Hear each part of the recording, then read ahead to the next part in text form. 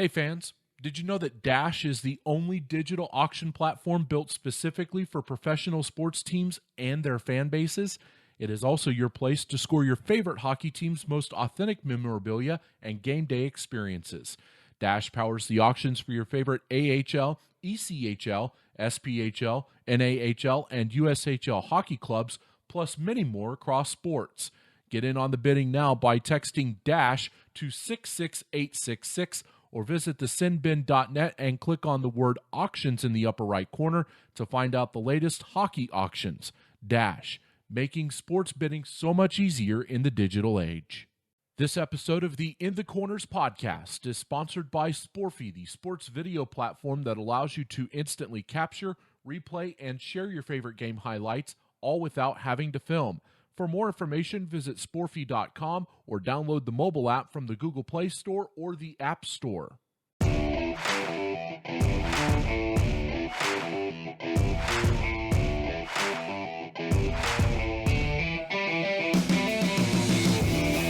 Hello and greetings from the mile-high city of Denver, Colorado. And Springfield, Massachusetts.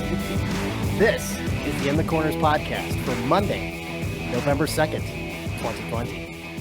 Welcome to the good ship In the Corners for episode number 91. My name is CC Hawkley. And I'm Sean O'Brien. And thank you for tuning in with us today. We have a lot of guests and a lot of ground to cover, free agent signings. Hold on, CC. Hold on. Yeah? Uh-huh. Really? Okay. All right. CC, we have breaking news. The AHL has pushed the start date of the season back to February 5th, 2021 at its earliest. This is truly unprecedented, and none of us have seen this coming.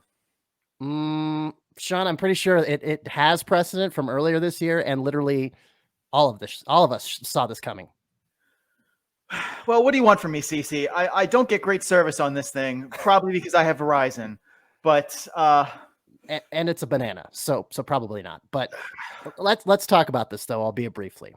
I only say briefly because we really don't know much beyond the basic facts and wild speculation, and that's something that we're going to leave to others. But first, if you're wondering how the ECHL and the SPHL could be planning on games in December, but the AHL is backing up to February, it is because that, like, the location of the teams and their COVID restrictions in those states definitely play a factor into that. So let's look at the overlapping states here. The teams participating in the early slate of ECHL games and the SPHL season as planned are located in states with the following AHL teams. The list, number 1, Texas Stars, and that's it. Yeah, and that seems fair. We still don't know answers to a lot of important questions about the 2021 AHL season that don't affect the SPHL or ECHL as they've structured it so far. A lot of these topics the ECHL has punted on, basically just hoping that they'll get better as time goes on.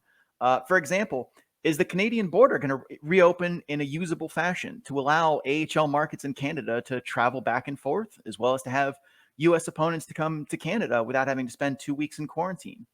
What about players returning from their Euro trip assignments? We have no idea. No. And honestly, Sean, if the border stays closed, I mean, what happens to NHL teams that have NHL teams based in Canada that have AHL affiliates in the United States? You know, Bakersfield, Stockton, and Utica. You know, do they move operations to Canada and form a Canadian division of the American Hockey League? No idea. What's travel going to look like? A lot of teams can just bus to their away games, but Texas, Charlotte, Manitoba can't. Is air travel going to be accessible to them? If not, are these teams even going to play at all? Or were they going to do what Norfolk and Atlanta did in the ECHL and opt out? Right. If so, what does that mean for their NHL prospects? No idea. See, yeah, and another good question is, what is the testing protocol going to look like? What will happen to teams, staff, and referees who positively test? Of course, inevitably, when the season comes around, again, we have no idea. Another critical question: will the Hershey Bears ditch their awful jersey design that has the alternate color right in the armpits that make it look like their players are literally sweating cocoa beans every time they raise their arms after scoring goals? No idea. Yeah, that's the hard-hitting analysis right there for sure. And most importantly, I think are the fans going to be allowed in the arena? That's the kicker. Coordinating arena capacity across 31 different jurisdictions. We're talking county, states, etc. It sounds like a really fun adventure. And, there's going to be financially impacted sponsors. How are they going to be able to pay for ad space? What's going to happen to ticket prices when there are significantly fewer games rather. And, a lot of typical fans are going to be struggling financially. Once again, no idea. What we're trying to convey here is that we know the season won't start before February 5th, 2021. Mm-hmm. Beyond that, as the AHL CMFIC Scott Howson has said ad nauseum, all the options are being considered. But right now, we don't know a lot of the answers to essential questions. And when we have a clearer picture, we'll talk about that. But for right now, we have clarity about one thing, and that's free agent signings. So that's what we're going to talk more about today. Yes. Yep. And we're going to continue on with the North Division in the AHL. We talked with Deanna McFerrin last time we were on the program a couple weeks ago about Laval, and we brought up Belleville and Binghamton and Rochester. I was forgetting the fourth one for a second there, but now we're going to cover the other 4 teams in the North Division. And our first guest is, she covers the Syracuse Crunch. I had a brain fart there for a second. Not what team she covered, but where I was going to start with that paragraph. So our first guest covers the Syracuse Crunch. She has written for Tampa Bay's SB Nation Raw Charge, but now has her written content and her continuing podcast, Syracuse Speaks, currently hosted here at the sinbin.net. So joining us from the heart of New York, Alexandra Ackerman. Alex, thanks for coming on In the Corners. You're welcome. Thanks for having me. Absolutely. So first and foremost, Alex, I had a question for you regarding your most recent article on the Sin Bin. You broke down a lot of roster questions for the Tampa Bay Syracuse affiliation, and we'll get to some of the key re-signings and signings like Sean mentioned earlier, but what departures from the organization are going to affect the Crunch the most in 2020-21? So that's actually kind of a complicated question for the organization as a whole. For those who don't pay attention to the day-to-day operations of the Lightning organization, they're in a little bit of money trouble right now. They have a lot of contracts they still need to get done and not a whole lot of cap space with which to do it. So they've had to say goodbye to a couple of NHL caliber players that allowed them to reach the Stanley Cup this past summer, which is still kind of, or actually this past fall, which is still kind of odd to say. But as far as the AHL level goes, probably the biggest person that the Crunch has lost is Cameron Gaunce. The defenseman wasn't re-signed. He still hasn't been re-signed by anybody. The AHL free agent market right now is loaded with players who haven't found homes yet. So that's going to leave a pretty big hole defensively for Syracuse. Yes, I did notice that was a big name that you mentioned in your article there, and that you've mentioned before in your previous articles as having such a big impact for the Syracuse Crunch, for sure. So yeah, and he's that veteran guy who was kind of able to be the bubble player for the Lightning so that Crunch captain Luke Witkowski could not be the bubble player and could be consistently with Syracuse. So that's a big one. Minor bit players, that depth that AHL teams really need. Nolan Veilleux was not re-signed. Patrick Seeloff was not re-signed. Devontae Stevens was not re-signed. Dominic Machine was given a qualifying offer, but he's already over in the Russian league playing. He's probably not coming back. So there were quite a few, especially on players on the blue line, who Syracuse won't have next season and needs to find replacements for. And the cupboard is growing quite bare. The prospect cupboard is not looking really full right now. So it will be interesting to see how that shakes out. Right. So speaking of which, let's talk about some of the signings and re-signings that the Crunch or the Tampa Bay organization as a whole have done. And to start that off, of course, I will defer to my wonderful co-host Sean. So go for it, bud. So let's kick off with Gemel Smith. Watching his tape, two words I feel like really describe him well. For me, the first one is motor. I said in the past that a lot of players are 5 feet away from being a defensive star, but just don't take those last handful of hard strides to make it. Jamel Smith is not one of those guys. He is someone who has a high motor and he works hard. He's someone you notice on the ice on every shift because he's in the play all the time. He battles in front well. He battles along the boards well. The second word I would use to describe him is rough. Yes, he plays a physical game, but I mean rough in the way that his skill set translates to the ice. He has skill, no doubt. He's a top six AHL forward without question, and he gets the job done. But his skating, his puck skills, and so on, they are neither smooth nor effortless. They are rough and definitely could use some refining. His vision and ability to see moves ahead is what I think keeps him from playing what I think is a bit above the skill set that he does have, because he's able to see the ice well and use his vision well. I watched him make a breakaway attempt where he just snuck past the defenseman and saw that his winger recognized that he was passed and just took off. Clean cut breakaway that he and his offense or his line mate manufactured. That's the kind of vision that he needs, but then he bricks, the breakaway chance. But I'd like to see some of that try and improve, maybe work a little bit more on catching passes cleanly, as well as stick handling in traffic, getting those first puck touches to be a little smoother. I think that would benefit him a lot, but I still think he's a top AHL player.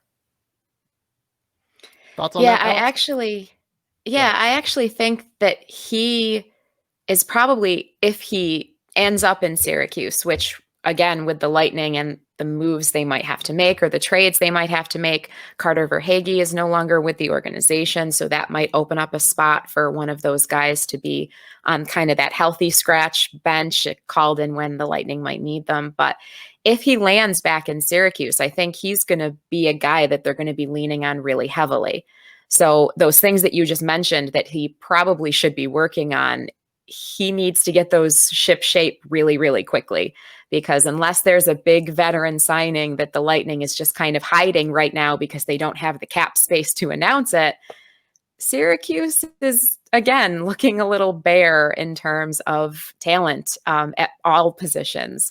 They do have some prospects that are in their second or third year that should be ready to take on those heavy minutes. But honestly, judging from what we saw last season, they might not be ready. So it's going to be guys like Smith that are really going to have to kind of pick it up and smooth out those parts of their game that are still rough if Syracuse wants to have any kind of success with whatever season that they're actually granted.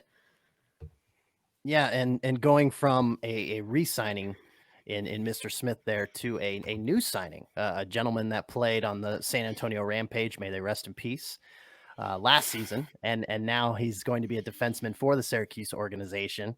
We go from rough around the edges in Jamel Smith to Andreas Borgman, who's definitely a big physical presence, but his skating and puck skills have that kind of NHL polish to him. So he's definitely a smooth skater, and the puck control you'd expect from a guy who is a serviceable bottom four defenseman. He's definitely someone who can beat the first forechecker F1 with his skating, and he can lead transition out of the defensive zone and onto the rush. He unfortunately can get lazy at times in his own zone, and while he's physical, he certainly isn't always mentally engaged, just from viewing tape on him. So offense wise, like I said, he's got a polished skill set, but he needs to pick his shots better.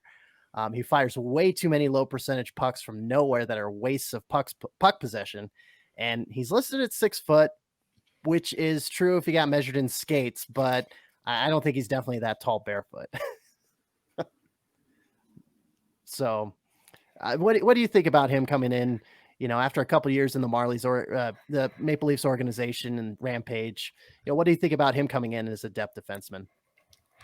I think we definitely need depth defensemen right now. Yeah. Syracuse really needs it. So, hey, that's great. One of the Crunch's biggest weaknesses last season was its blue line. It was a mess at the best of times, and the Crunch really need to clean up what's going on in their own end, because it's it's rough. It was really rough last season. And judging from what I'm seeing in that analysis you just gave, I'm not so sure that Borgman is going to be the one to clean it up. A lot of the things that, he's going to need to be mentally engaged because that defense just wasn't there last season. Syracuse's goalies got hung out to dry a lot. And that was one of the things that I talked about with the re-signing of Spencer Martin, was that his numbers coming off of last season were not great, but I also don't think they were fair because I don't think they necessarily represented the kind of goalie that he is. So, it's going to be a pretty sharp learning curve to try to get Borgman into the organization, get him using the systems that the Lightning want their defensemen to use, and to kind of pull together a unit that's more consistent defensively than they were last season, because it was not good. Not good, Bob. Not good. Not good.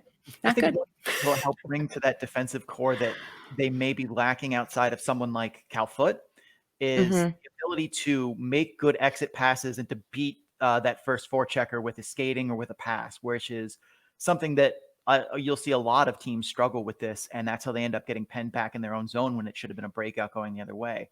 Borgman, I think, does excel at that, and while in zone, he might not always be the most mentally engaged, where he's more standing by his mark and, not defending them, but also like the puck gets through him to that defender he's supposed to be marking more often than you would like to see. But when it comes to getting the puck out cleanly and making sure that he starts that rush up the ice, I think that's kind of an aspect of defense most people don't think of as being defensive, but getting the puck out of your own end safely and generating offense the other way still, in my mind, counts as a defensive role. It may not be the one we traditionally think of, but I think that's something that he can add to that core. But let's move on a little bit here and talk about Ross Colton. He re-signed recently, and watching him, I thought he had a very good skill set, but still very much an AHL caliber one. He has a lot of good sandpaper to his game, which is someone you'd want from a guy that size. He wins a lot of battles along the boards. He's good, but not great in his own zone on my viewings. There were definitely a couple of times I saw him cheating in transition, looking to make that first jump out of the zone when maybe he should not have. He also, in the couple of games I did get to watch, he was always on Barry Boulet's line.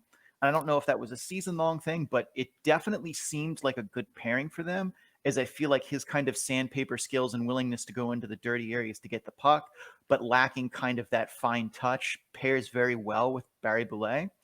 But I also don't know if I would totally trust Ross Colton away from him, just because I don't think he is good enough to carry his own line and isn't going to be able to pull mediocre line mates to better than a draw. Which is going to be a problem, because there are a lot of people who are fans of the Lightning, at least, that are really hoping that Barry Boulet is going to make that jump up to Tampa. And out of everybody in the forward core, as long as you're not looking at like the Matthew Josephs of the world or the Alexander Volkovs of the world who spent time with the Lightning last season, he's probably the closest by far. I don't think that Boris Tkachuk is ready to go up. I don't think that Taylor Radish is going to go up, and everybody else is far away. So those players might get their cup of coffee, but if you're looking at a permanent player, Barry Boulet, I think, is the closest. So if Ross Colton isn't ready to kind of anchor his own line, and even with a player like, Jamel Smith around, sometimes Coach Grew does like to play around with wingers versus centers and moving players around and kind of out of their comfort zone. So he might be able to do something like that to give Colton a more steady line mate. But right now, if Joseph goes up and makes the Lightning once they get his contract figured out, same thing with Volkov, Colton's going to be bearing a lot of responsibility for Syracuse this upcoming season. And Coach Grew, in his end of the year kind of reflection, said the same thing. Like, Colton is probably the guy that exceeded expectations from last season, but he does have a lot of work that he still needs to do.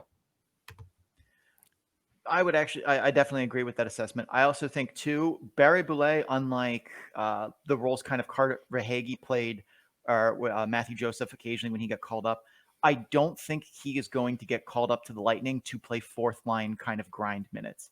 He reminds me of like I would see a role for him that the way that the Bruins used Studnicka, where they put him on the second line, but they were still only giving him like 11, 12 minutes a night. And they gave him some very sheltered minutes, but they put him with good line mates. They let him do his game, which is what he excels at, instead of trying to stick him in fourth line grinder, forechecking minutes, which nope, that's not him. Nope.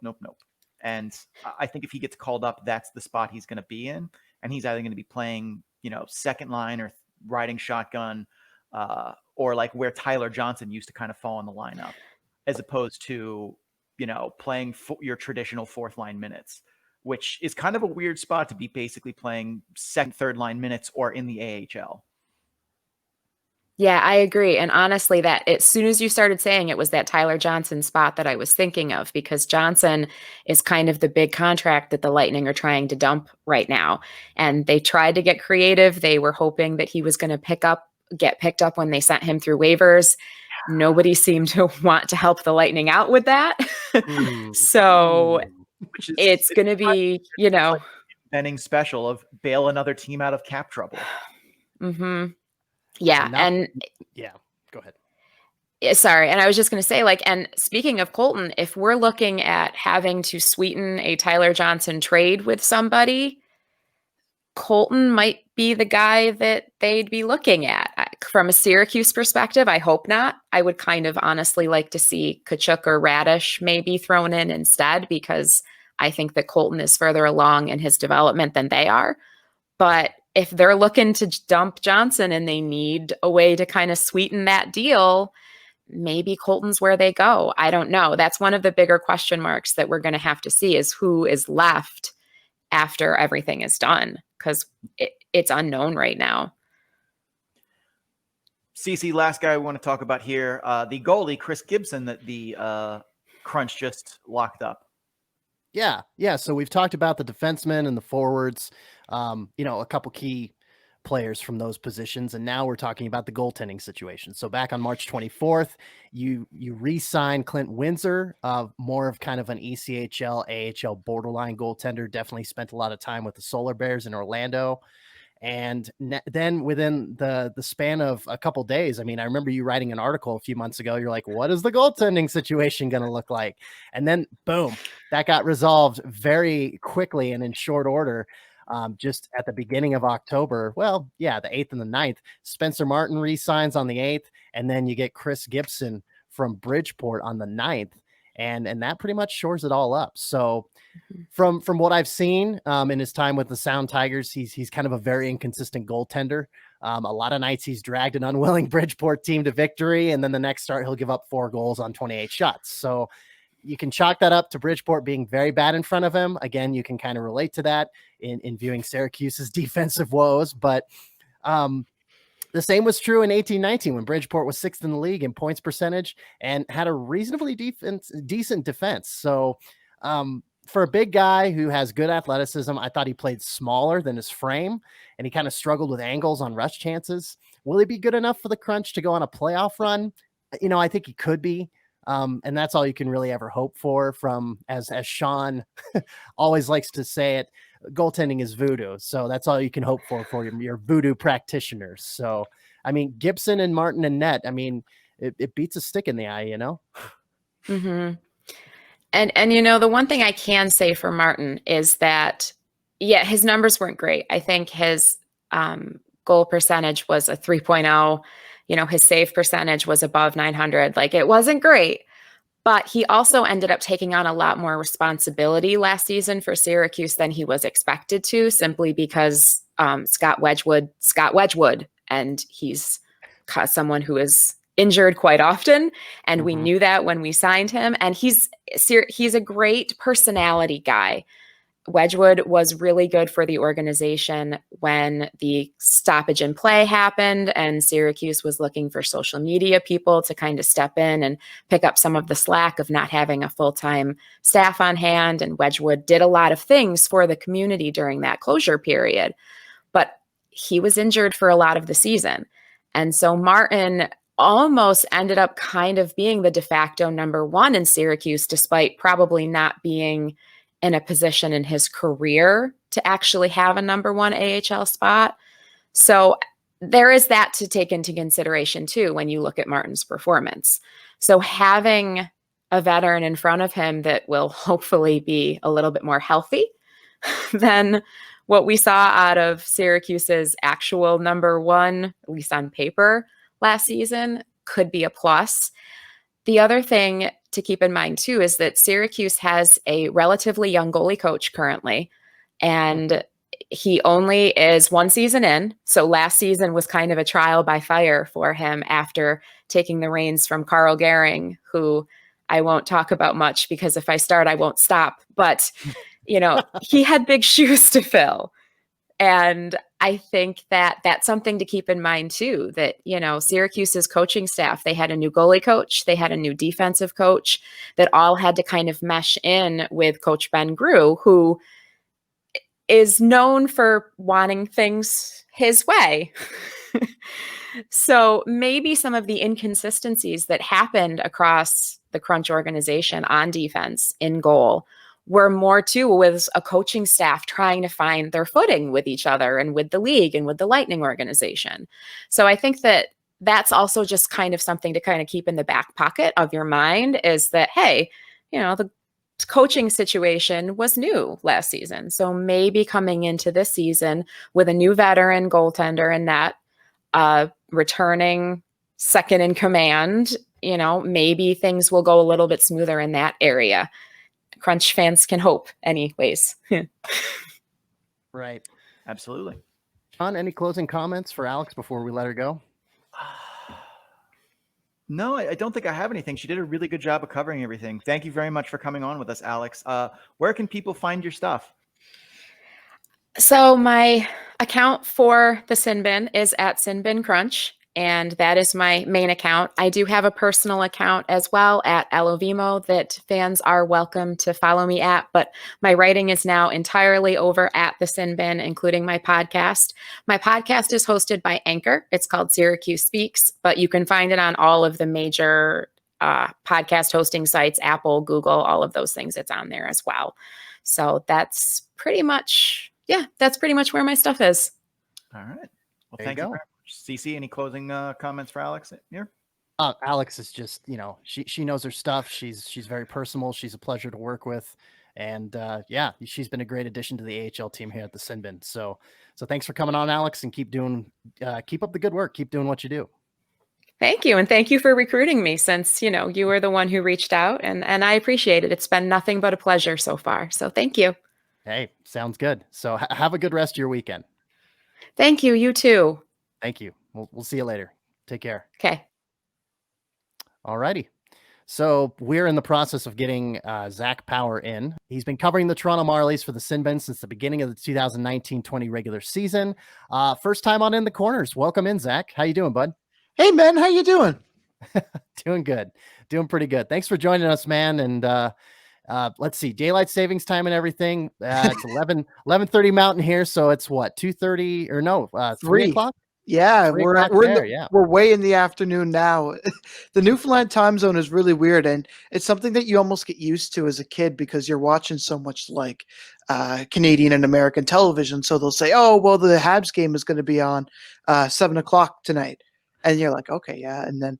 Oh, okay, so it's an hour and then a half hour, so it's 8:30. So it's something that a lot of Newfoundlanders get used to after a while. The local TV here uses it, so it's great. But yeah. Hey, at least local TV's got on the same page. I would hope it would be. I would hope it would be. So, Zack, we're going to jump right into it. Hey, the Marlies, as we've talked to ad nauseum behind the scenes, they had a very tumultuous 2019-20 season, even before the COVID pandemic. And we're talking about the coaching changes. When Mike Babcock got let go by the Maple Leafs, Sheldon Keefe got promoted and kind of took over. Well, he did take over. And so that left a coaching vacuum for the Marlies. And you had AJ McLean and Rob Davidson, the two assistants, co-coach the team for 12 games, which is, something that I don't usually see at that level. Normally, you just have one of the associates or the assistants kind of bump up just one of them. But they tag teamed it for 12 games in tandem before the new head coaching hire, Greg Moore, got caught up to speed. And he started as a permanent replacement on December 16th. You know, with the Marlies finishing 7th out of 8 in the North Division last season. I know it was an abrupt end, again, in March, just because of the COVID-19 pandemic and everything. What does Toronto rather need to do and need to look like under Moore for their situation to improve in 2021? Well, I think a lot of it comes with Moore as well. Like he talks so much in the press conferences first and early going on that he just needs more time with the team. And I think that's a part of it too. There was such a shift of change because his coaching style was very, very, very different than Sheldon Keefe's. And it took a lot for everybody to get used to. And I think that there was just so much going on with, as it be injuries or what's going on up in Toronto, because when it rains, it pours up in Toronto. So, I mean, for them, I think that they're going to have to look at some of their options. They've lost a lot of players, not only to Europe, but in trades as well. Goaltending is going to be a big thing. They lost their starter in Casimir. So I think that that's going to be something that they're going to have to look at is, okay, well, how did Woll play last season? How is maybe Dell, maybe Hutchinson, even Campbell? Nothing's off the table really right now. So I think that's going to be one of the ways that they're going to look at. They've lost a good few defensemen, but it looks like they're going to start getting a couple of those back. I'm hearing something that they might have something lined up in the next couple of weeks. Yeah, and we'll definitely get to the goaltending situation because Sean and I spoke about that last night, and it's just like, what are they gonna do? It's gonna be an interesting net minding tree there between the Maple Leafs, the Marlies, and the Growlers. Let's talk about some signings and re-signings. Sean, lobbing it over to you, bud. So let's kick it off with Rourke Chartier. He was a 5th-round pick by San Jose in 2014. He's definitely had his share of time in the training room battling injuries, but he's a good skater and a hard worker for sure. When I watch him, I see a solid 200-foot game and enough offensive ability to contribute on both ends of special teams at the AHL level. I think, in my mind, he's probably going to get penciled in as their second-line center for the Marlies. I'm thinking definitely some PK unit time and maybe second power play unit, but I could also see them looking other places for that. Did you have any thoughts on Rourke Chartier? I think he has a lot of potential. But I also think it's a bit of a gamble for the Marlies as well. He hasn't played in the past season, so I'm wondering if there's going to be any kind of rust when it comes to him. I mean, he was playing pretty good last going off. He was spending some time in San Jose, but I think that he's going to play well. It's going to really depend on training camp for him because that's going to determine what kind of rust he has left on him, right? He said in an interview with some news sites that he's feeling a lot more confident about this season than he has with some of the others. He said he was just playing through the pain kind of thing. But, I mean, to have 3 major concussions in 2 years doesn't bode well for someone who's only been in the professional game for a couple of seasons. Absolutely. And that's just one of those things, too, where, people think like, oh, you have a concussion and you can just get over that in like 2 weeks. And I'm like, that is definitely not true of a lot of people. Like I remember when Sidney Crosby had 2 concussions. And That's exactly what I was thinking. Year and a half. Yeah, it was a good amount of time. One of the top players in the game. I mean, you even go back to Eric Lindros, who struggled with concussions pretty much his whole career, and it got a lot of flack for it because we didn't know as much as we do now. But yeah, Rourke definitely falls into that category too. Yeah. But moving on to the next signing, a new signing coming in, and that would be Joey Anderson. Joey Anderson. Yeah, it kind of threw me for a loop because he got signed to a 3-year 2-way contract. So I'm like, oh, it must be an entry level deal. No, he's played a couple seasons with the Binghamton Devils, and it's just like, oh, right, yes. So just so many transactions and putting them all in, it's like had to kind of perk up my ears and be like, oh, this isn't an entry level contract. Okay, so. Yeah, it can get a little mind-numbing to enter all those folks in. But anyway, back to Joey Anderson before I go too far off. He was acquired by Toronto in the Andreas Johnson trade, 3rd-round pick in 2016 by the Devils. And he played 44 games for the Binghamton Devils last season. He earned 3.42 point share, ranking in the 87th percentile for forwards on a per-game basis. Pretty good. eye test says he's got a high hockey IQ. He works his tail off, which is important, and he's as good, but not a great a player in terms of raw talent. You know, his abilities are a little more subtle, is what we've noticed. And, you know, he's likely to put up another strong season at the AHL level. He'll probably see some top 6 minutes and at least some maybe second line or second unit power play time in Toronto. Zach, have you gotten a chance to really kind of do a deep dive on Joey Anderson? Yeah, I've been skimming over him a little bit, and I was actually going through some of my notes because I still have all my notes from every time a team came in. They gave you these great big I got a whole binder full, and Joey Anderson was one of the players that I circled when they played against the Marlies. He's a 200-foot player. There's no doubt about it, and I think he's a hardworking player. You're going to see him definitely on the Marlies for sure. I think to start off the season at least. And I think that you might even see him up with the Maple Leafs, depending on how he did. He split a bit of time last season with the Devils, with the New Jersey and Binghamton.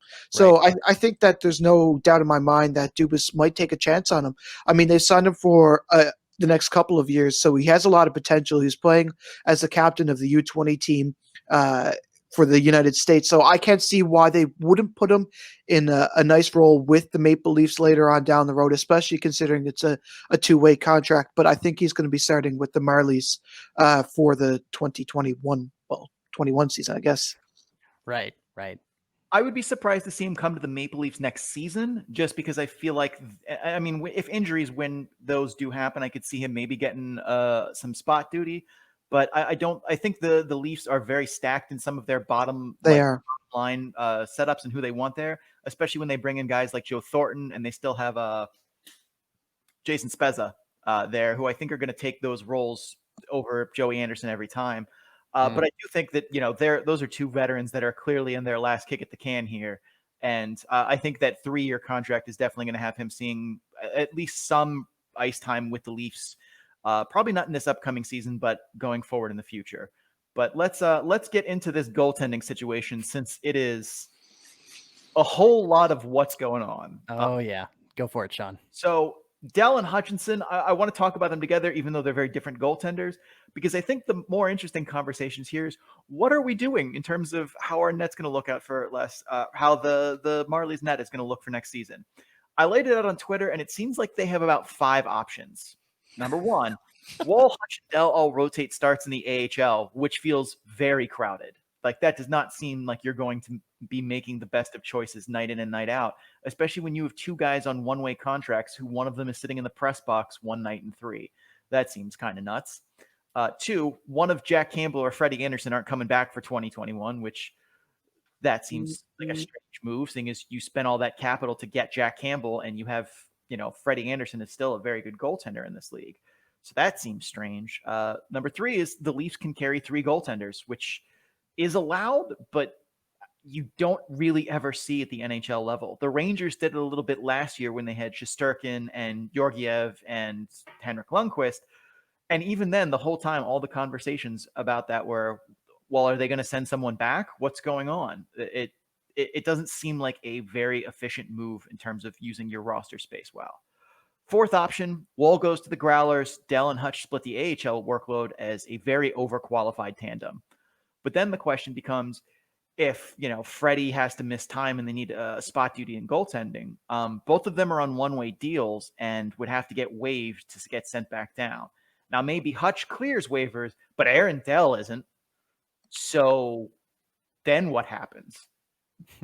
And then the 5th option, well, I have no idea, but I'm just assuming that there's a 5th option because none of the previous 4 seem to make any sense to me.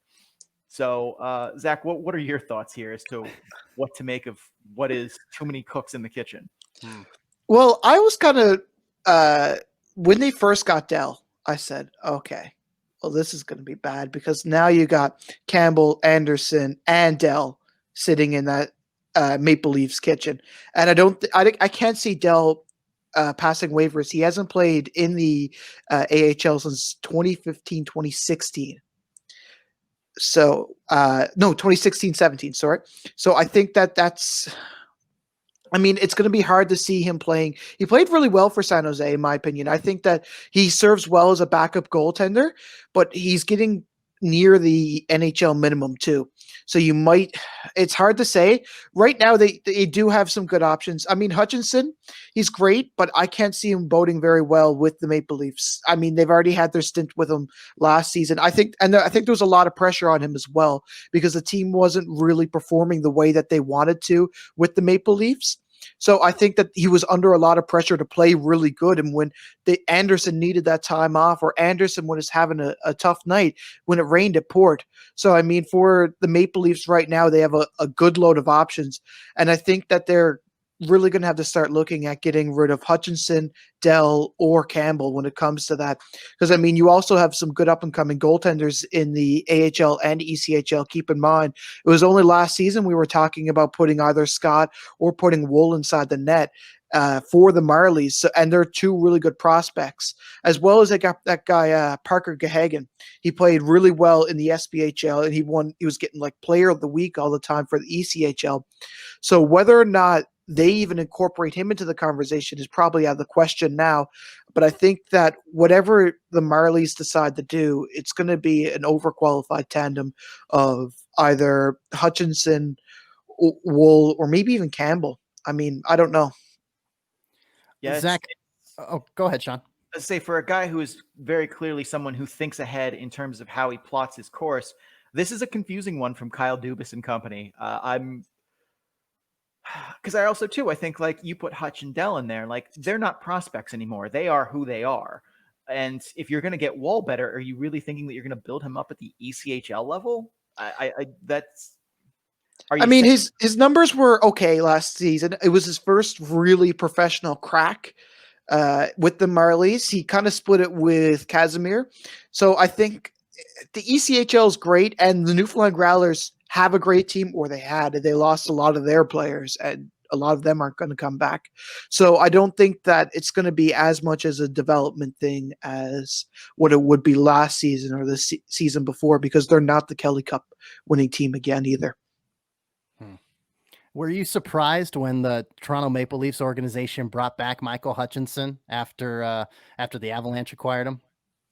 You know, CC, it's funny because when you asked me when he went to Colorado, you said, "Oh, give me your take on him." I said, "You know what? He's just not a good fit for Toronto." And I said, he's going to do great in Colorado. He's going to do great things. Mm-hmm. And to see him come back was like, oh my God, right? What are we doing, especially when we have so many goalies? I mean, unless they're using him as trade bait somewhere down the line, I can't see a good use for him. Honestly, he just wasn't in a good headspace when he was playing in the crease. He looked really flustered. Now, when he played with the Marlies, don't get me wrong, he was like one of the best goaltenders I've seen that came through during the season, right? He had like a 9.44 save percentage with the Marlies under his 4 games. He's playing awesome. Like you could tell that he was just almost too good for the AHL, but playing with the Maple Leafs just wasn't an option for him. So if he can get past those kind of nervous feelings inside the net, and he could start to play where he did when he was in Colorado or even Winnipeg, I think that he's going to be something. But I was definitely shocked when I seen that they signed him back, especially on a multi-year deal. Right. Well, Zach, our time together is drawing to a close. Do you want to tell the listeners at home where they can find your work, good sir? Yeah, man. You can check me out on Twitter at SinBinMarlies. I'm going to be covering lots there, as well as the sinbin.net. We'll have lots more details on what's going to happen with these goaltenders outlined in the near future. Mm-hmm. Zack Power, the Sinbin's AHL Toronto Marlies correspondent. Thank you, good sir, for joining us, and appreciate you, showing a little mercy and grace to us people that aren't on a half hour time zone difference. So. Only one in North America. Only one in North America. Yeah. I think I've seen them down in South America and in certain places in the Pacific Ocean, but the only one in North America. So Zach, thanks again for coming on, bud. We will talk to you later, my friend. Sounds good. All right. Take care, man.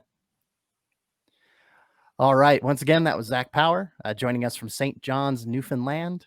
And that time zone just fudges me up. I totally have to remember that. Well, we can cross that off in the places that I will retire to, because I definitely cannot deal with that. I was told there would be no math. Sorry. Hey, I did the math for you. I got everybody on and everything like that. So yeah, it wasn't a big issue. So, all right. Well, we've got our next guest here. And I don't think, let's see. Yeah, he might have no video. We'll see. But he is no stranger to the Sin Bin. He actually was on Team Sin Bin for a season. And he covered the Utica Comets for us back in 1819. He's launched his own site, Comets Harvest, the project both on his personal website and on the subreddit Canucks. Obviously the NHL's Vancouver Canucks, and he's been working on that site since October 2018. So we don't get to see his lovely face today, but we are going to welcome on Cody Severson. Cody, is your mic working, bud? Yeah, I think we're all good. Yes, there he is. So Cody, good to talk to you, man. How are things going out there in British Columbia? Well, I just saw like some news piece about like partiers going down to Granville Street, which is like the big hub in downtown Vancouver, and it just looks like a COVID nightmare. Oh. So I was pretty hungover this morning as it was, having a little 2-person Halloween party at my house with my wife, but that made it all the worse. But I'm hoping to turn my mood around by discussing some AHL hockey, because it feels like it's been a decade since AHL hockey was a thing. It really does feel like that. And in regards to, sharing libations with your significant other, Sean, you and your SO, really have any, you could probably relate to that a little from last night. Yeah. I mean, I was just dead last night. We had a great time. Hell yeah.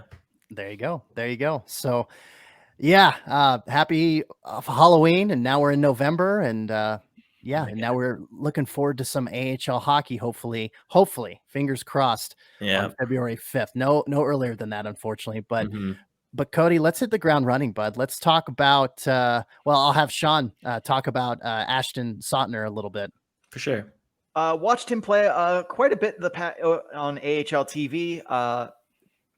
Some good things and bad things. Very timid in the offensive zone, despite having some very good offensive instincts. He also seemed to get stapled to Brogan Rafferty a lot, so I can understand why he decided to be a little more conservative in his choosings, mostly because when your defensive partner is Brogan Rafferty, who is, not conservative in his offensive choosings, you kind of have to be the responsible partner. Yeah. I did see him scramble in the D zone a little bit and have a couple times where it looked like he was not sure where he was supposed to be. It wasn't often, but it did happen enough to catch my attention. His biggest credit, though, is his gap control through the neutral zone. He regularly turned zone entries into dump-ins and didn't get posterized, getting deked one-on-one, but forced plays to the outside. That's definitely something that can be given to his credit. I would say on the other side of that, his vision in the offensive zone needs work, but his biggest area of improvement has to be dynamic posture. There were a number of times in the defensive zone where I found him hunched over with his shoulders way over his skates in key moments, and playing defense, that's alarming. Not shockingly, almost all of these instances led to good scoring chances against.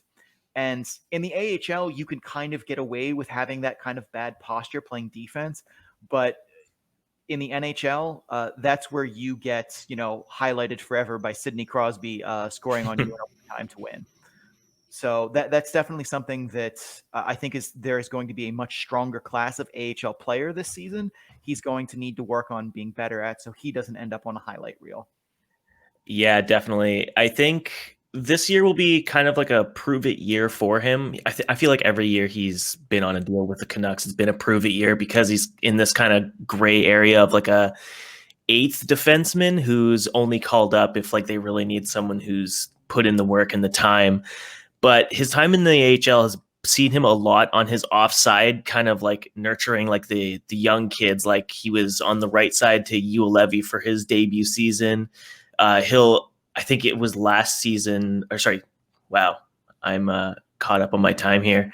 So the 2018-19 season, not last season, but the season before, he spent a majority of the season on the right side to Gian Brisbois, and that was one of their better pairings in terms of like defensive work. But again, like you were saying, his offensive work needs like a ton of work. Like his shot is pretty good. Like when he actually lines up on the dot or like on the line and takes a shot, like he's got a good shot. He's one of the more accurate shooters.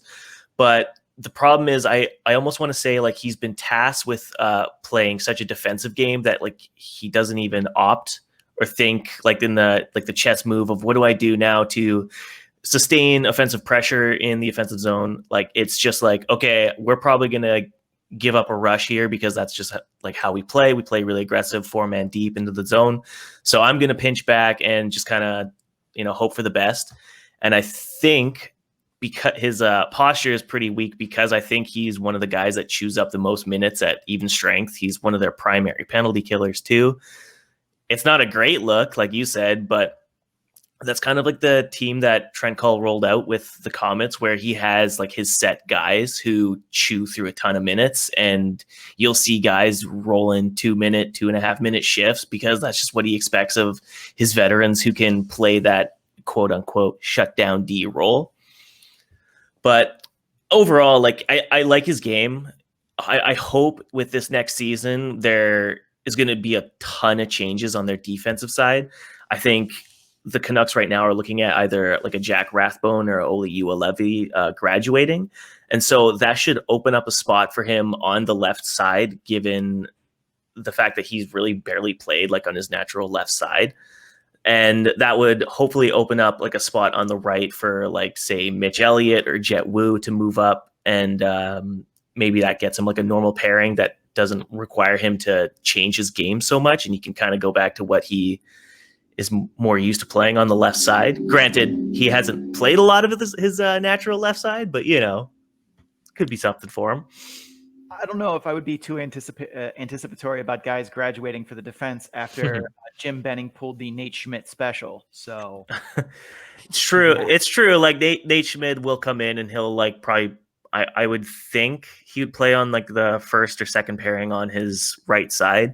It is a question for the coach though, because Travis Green has proven like he really dislikes playing guys on their offside. Like they signed Jordy Ben, even though most of his stats said that him playing on his offside is where he was at his best. And instead they put him on his left side and he really wasn't great. And because of that, he spent most of the season like in the press box, right? Like it's just like a thing he's not used to. Like I'll credit Trent Cull with that, is that he has no problem playing guys on their offside if it actually works on a pairing.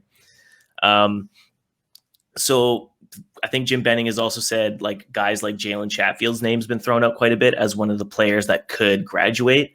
And I totally understand that from like a aesthetics point of view. Like he's a very physical player. He doesn't put up a ton of points, like relative to Ashton Sotner. Like he is like nothing. He literally just does not produce at the AHL level. So you have to wonder where their heads are at when it comes to thinking he's going to be an NHL player suddenly. But I mean, I can only assume that some guys from their AHL squad are like naturally going to have to graduate just because they have nothing in the NHL right now. Like they need someone to graduate. Otherwise they have no one else to fill the spot. True. It's true. All right, Cece, do you want to move us forward here and talk about a pretty surprising signing by the Comets? Yeah. Jake Keeley, the goaltender, re-signed. He signed a deal, a 1-year, 2-way NHL contract with the Vancouver Canucks on October 16th. And, he only had one start last season with the Comets, and he performed well, but he didn't necessarily look good while doing it. Granted, he did have some saves where he came up big. There was one in particular, a cross-crease push to stop a one-timer on a penalty kill comes to mind. Mm-hmm. But mostly, though, he seemed very kind of timid and didn't look comfortable in the brief viewing that we had. A lot of nervous movement and just kind of bad rebound control is something that definitely stood out. His ECHL stats, only had 7 wins, 11 losses, just off the top of my head. Let's take a look here. 7-11 and 4.887 save percentage, 3.97 goals against average. It wasn't great, but yeah. To Kylie or Keeley's credit, like the Kalamazoo Wings were just like god awful. Like I'm off the top of my head. Off the top of my head, I am 90% sure like the Wings were like in the bottom of the standings. You guys will probably know, or you guys would know more than me. But I remember checking it at one point, and their goal differential was like minus 100 or something. Like they were just getting like slaughtered. So, bad stats, but I mean, there's like a huge asterisk, and it's the ECHL, and on an awful team, like you're probably not going to be putting up wonderful numbers. I thought, like he looked decent enough in the AHL in his one viewing. He looked nervous and timid, and granted, I probably would be too if if I was spending an entire season with a team that gave up 100 goal differential. You'd be a little nervous about the next step up in competition. But obviously the Canucks see something in him. They don't usually sign goalies out of the NCAA undrafted. So the question though is, what happens to the Canucks if Demko or Holtby go down with an injury in the shortened season? Suddenly, the number one goaltender for the Comets, Michael DiPietro, is probably going to get called up, because I can't imagine they would call up their former ECHL goalie to provide backup duties. Like that'll never happen. So you just have to wonder, like, are there more moves coming? Like, are they planning on moving Artur Silovs from the OHL into the AHL and just try to get him some games? Like in that case, like the OHL just mandated no body checking. You have no idea what the players are going to think about that. You might have a bunch of kids saying, no, I need to actually develop for the NHL. So send me to Europe, send me wherever. So you might have goalies without teams in front of them to play for. That could be something, but like they need to do, like, they really need something here, because like, I like Keeley. He looked decent enough in his showing, but not enough for me to be like, okay, he can be their number one starter going into next year.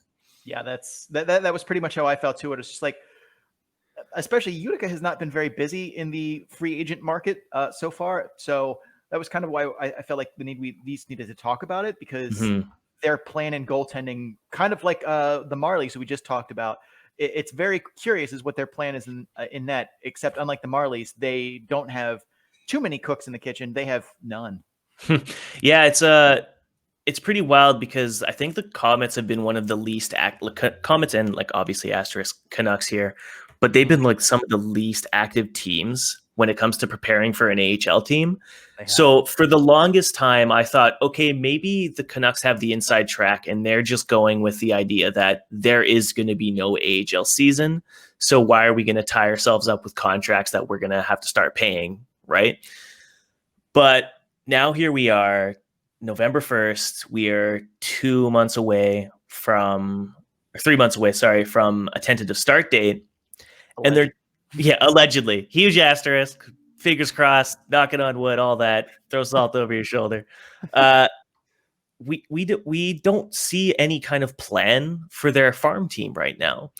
And so much of their farm team right now, like I was trying to, before I came on, I kind of built up in my head the possible line combinations of their forwards and their D. And every single one had asterisks around it that said, pending this player auditioning for the NHL.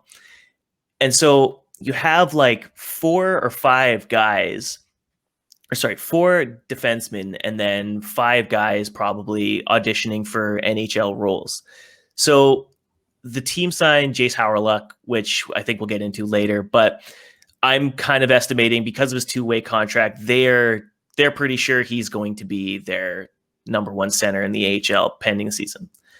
Now, if, say, for whatever reason, he has a phenomenal camp, like, say, like an Adam Gaudette did last season, and was like, okay, he's going to have to open the door and they're going to have to make space for him. Then what do you do with the AHL?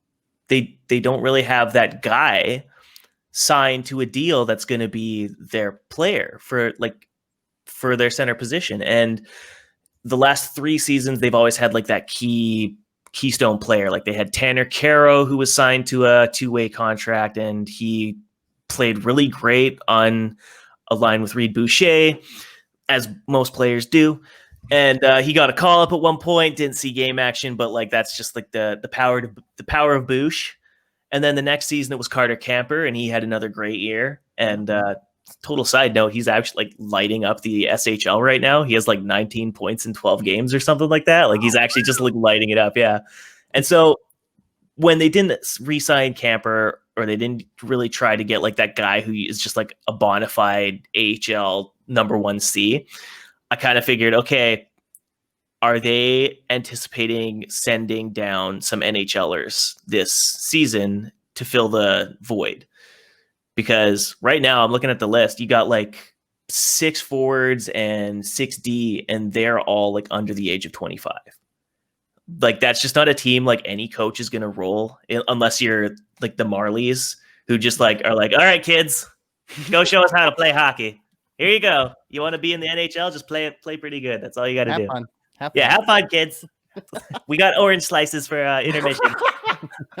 But yeah, so it's just like we have asterisks of our own where we're like, okay, what's going to happen when this season starts up? Like, is there going to be an all-Canadian division? How is that going to interact with the ECHL that's got, their own asterisks and rules about which teams are going to start? And so if there's an all-Canadian division for the AHL, like you don't have an all-Canadian ECHL division. So then all of a sudden you've lost the call-ups for the call-ups.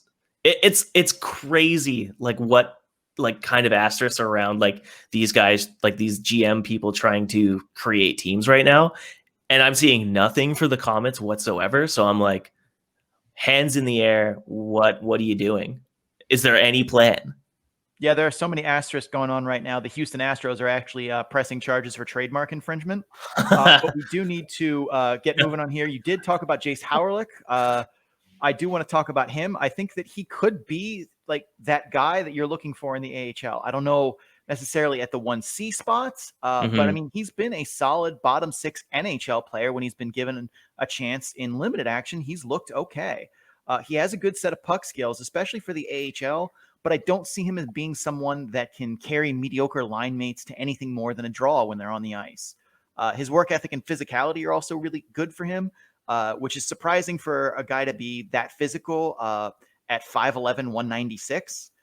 His skating is not where I would want to see from a player that size, but he skates fine and I think is a clear top 6 forward in the AHL. I don't know if he's that 1C you're looking for though, but playing alongside what is probably going to be Reed Boucher will definitely cure a lot of ills. Yeah, so I would in the same boat. Like he plays like that physical game where like I could see like a coach like Trent Cull, which asterisk, I'm pretty sure he's returning next year, but I'm not too sure right now.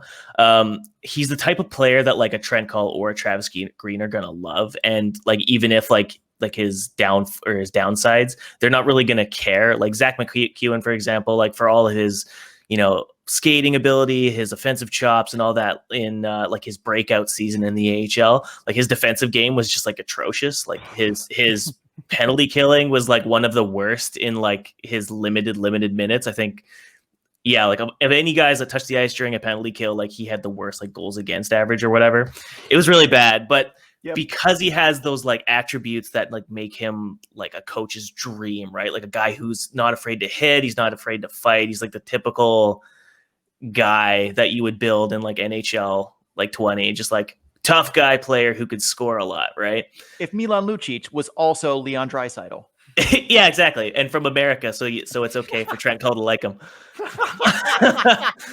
But yeah, so you put a guy with like that kind of like work ethic like alongside like say Justin Bailey and Sven Berchi, like even though he's maybe just like in a second line position like on a normal roster, like because his work ethic is going to be loved by the coach, like I could imagine him like racking up points because he's got like a literal NHL forward on his left wing who's probably going to do most of the offensive work. And you've got Justin Bailey on his right side, who's going to be the wheels that he doesn't necessarily have to get to the net and, make him look good. Yeah, he's gonna do a good, like he definitely is someone who I am comfortable stapling some floaters to. some guys who are just not engaged in their own zone, but like get them the puck on the breakout and they're just going to go. You can, you know, rack up a bunch of Chris Letanga style assists. It's like, we're just going to give the puck to the offensive guy now and let him go put me on the score sheet. Yeah, total aside. That's why I always found it like kind of frustrating that they never put like some of the kids, like the U22 players like Jasic or Lind or even Gadjevich just on a line with Caro and Boucher, because all you had to do was get a puck to Boucher on the right dot and he would score.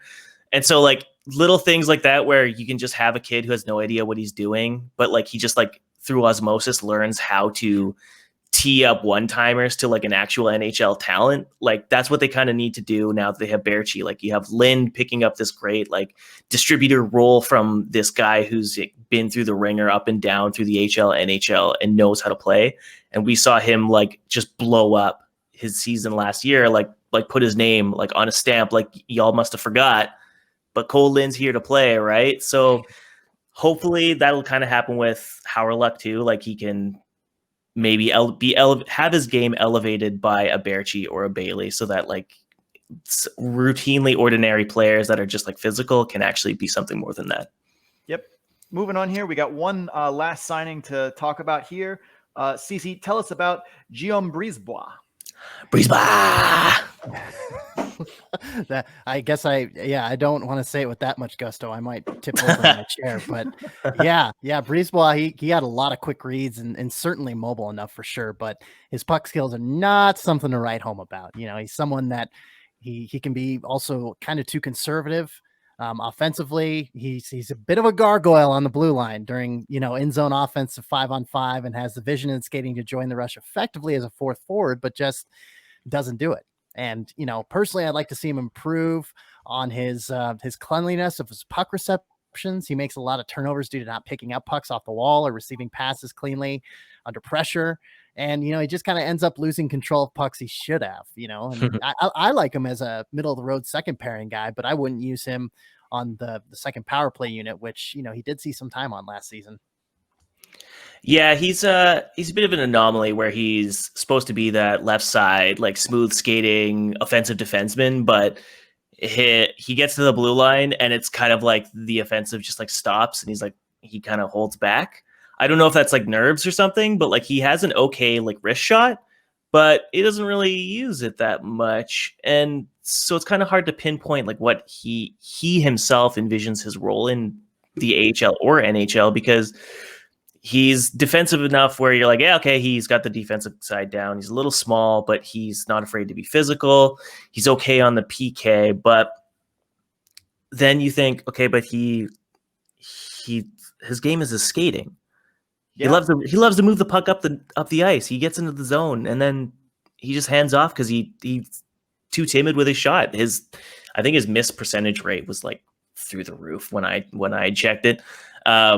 He's still a good like producer of like shot attempts, but when you're supposed to be the offensive defenseman and that's kind of what they signed you for and are hoping you to provide, like it's kind of what you got to do. And if you're not doing it, then it's kind of weird to be like an undersized left defenseman whose specialty is penalty killing. Like God knows the Canucks and Comets have too much of that when they have Olli Juolevi now being basically their go-to penalty killer. And that's like all they can really rely on him for. So you can't pigeonhole your role into a penalty killer as an undersized left defenseman. Like if you were Gian Brisbois on this 1-year deal, you'd be like, okay, I'm working on my shot all summer.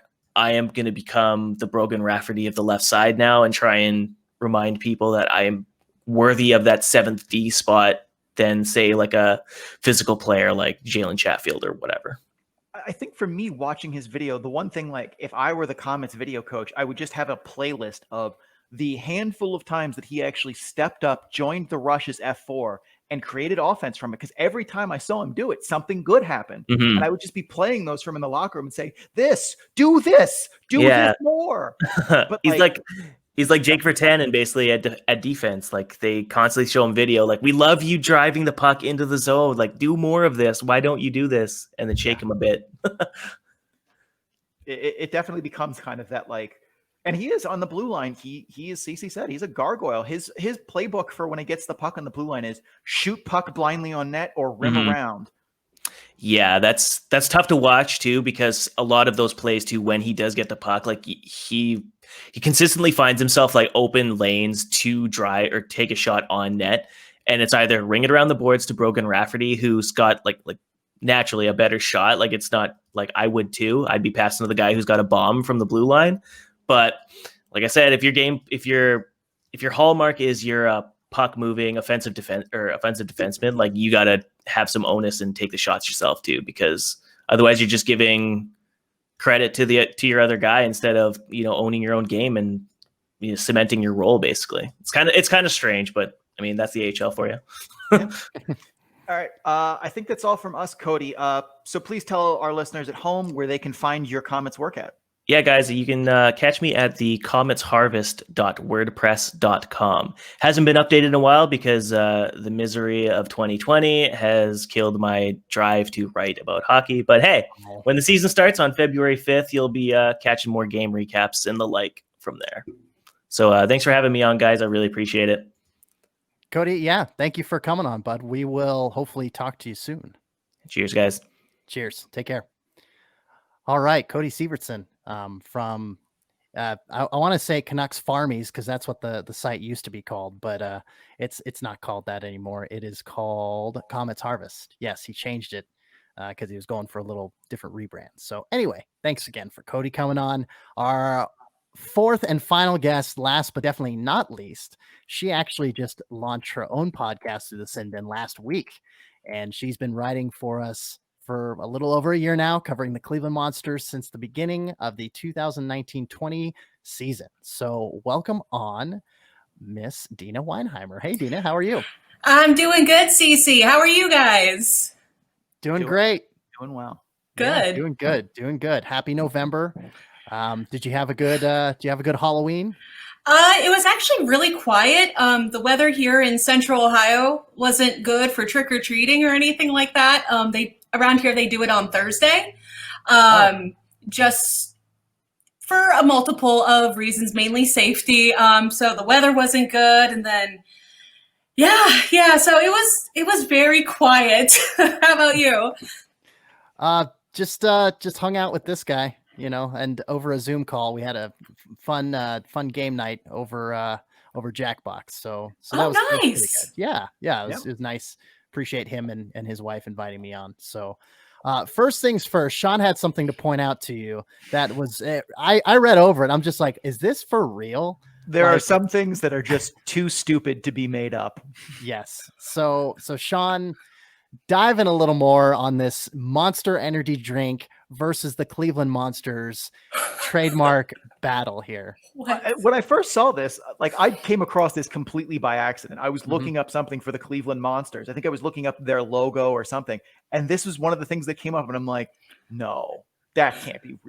I thought this was going to be something that was from, 4 years ago when the Monsters were first founded and was completely, a judge laughed as he threw it, in the wastebasket. But no, this just got settled 3 weeks ago since our last podcast, that Monster Energy lost a trademark infringement lawsuit basically to the Cleveland Monsters over the use of the monster term.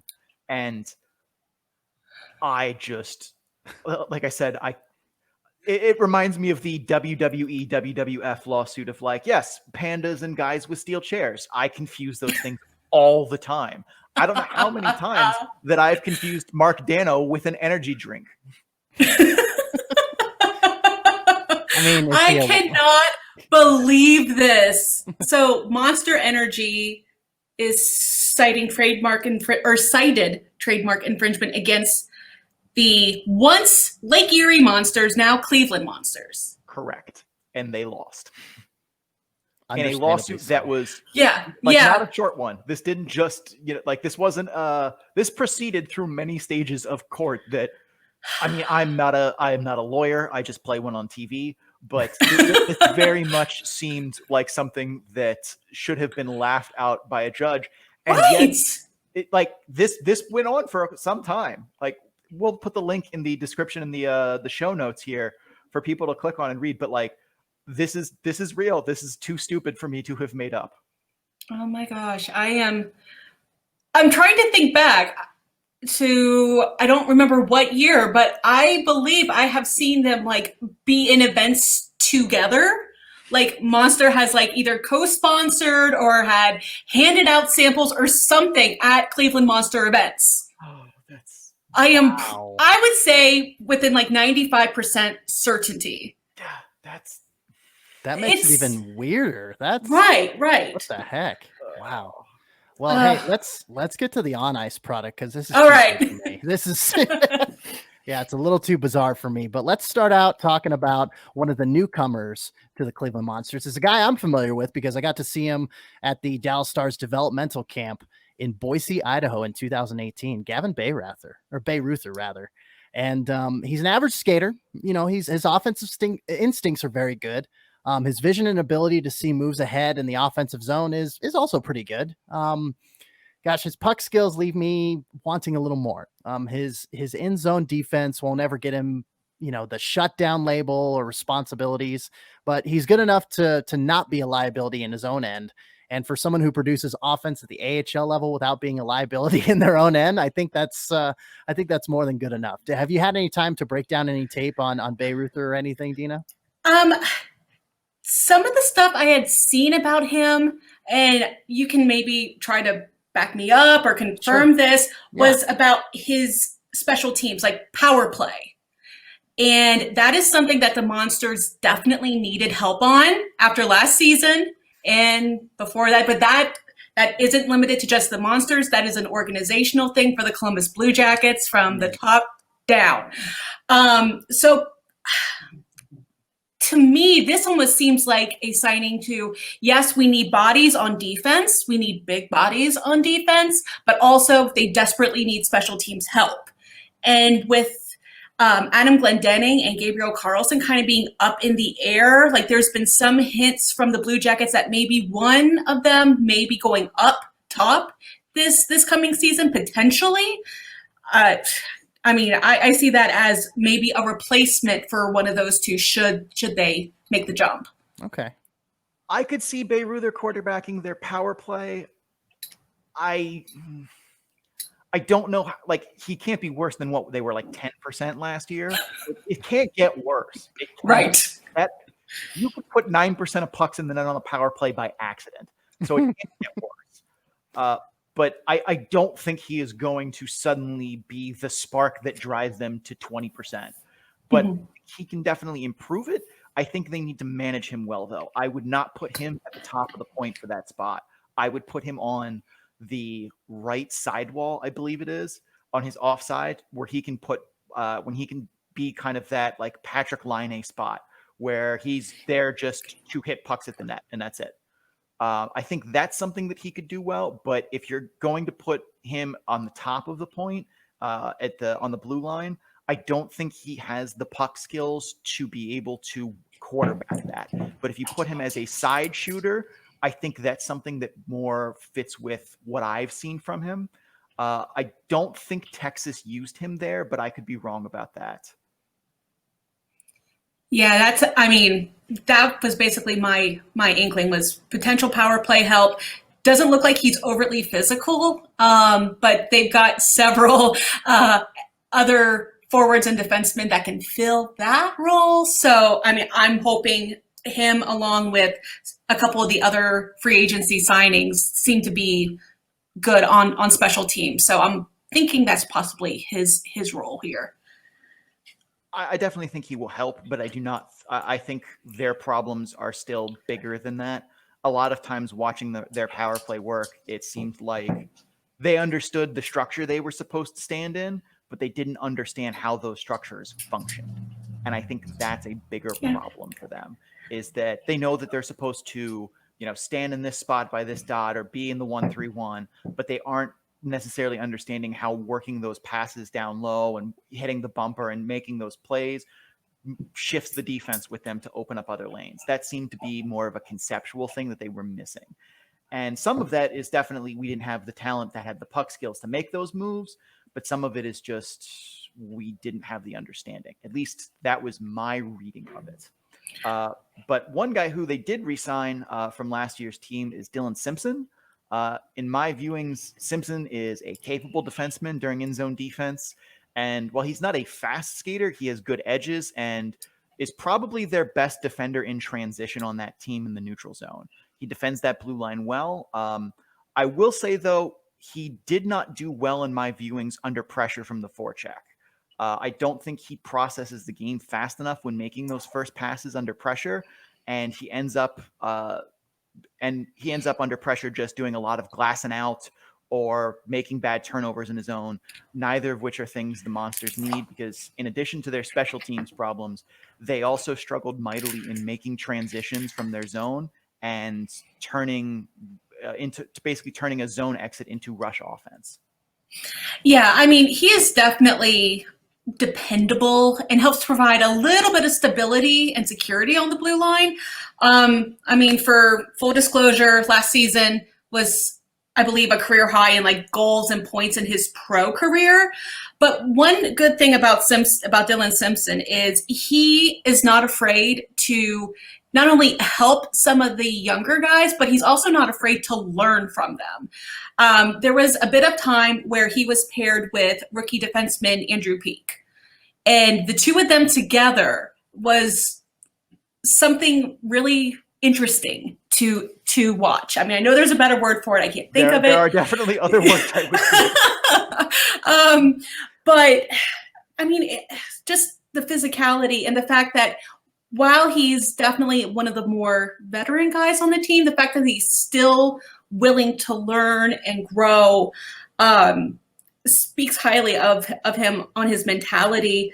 But it seemed as the season went on under head coach Mike Eaves, that was his first season there in Cleveland, he seemed to get more confident with his shot, which I think helped him break out more offensively. Yeah, his skating's still a bit of an issue, but I mean, he's a very economical player. I think he does truly make the best of what he has with his skills.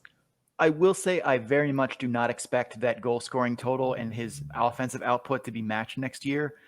I mean, I think his shot has improved, but last year he more than doubled his career shooting percentage. That is as good a puck luck as you're going to get, and Earth is coming for that. Like, I would say he could be a 5% shooter, a 5.5% shooter, which is tremendous for a defenseman in the AHL. He's not a 9% shooter, which is what he shot last year. Mm-hmm. I mean, I think the biggest thing on his game is his physicality. Like, he's not afraid to get down low on the play. He's, not afraid to get into the battles and to give his forwards time to get everything set up or to help get them out of the net.